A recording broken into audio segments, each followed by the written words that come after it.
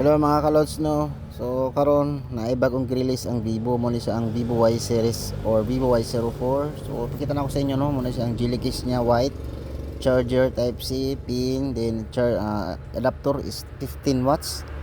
So mga manual guide, so balik na to sa box no. So mo na mismong unit, colors ako is golden yellow or golden. So muna type C ang yung charger ang cord kundi port, and speaker nasa ibabaw yung speaker niya. Dahil ang baterya is 5,500 mAh, so sobrang dugay gyud siya, malubat kunat kayo siya. Then fast charge pa jud. Duha na siya ka camera no sa likod. Ang iyang main is 13 megapixel o 0.8 megapixel.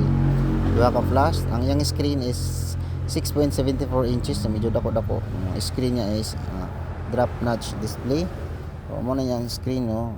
Naka Android 14 na siya. Ang storage nga nasa ko is 128. Napa siya lower baba og variant 464. So kamo na lang ang magpili no. So naka Android 14 na siya.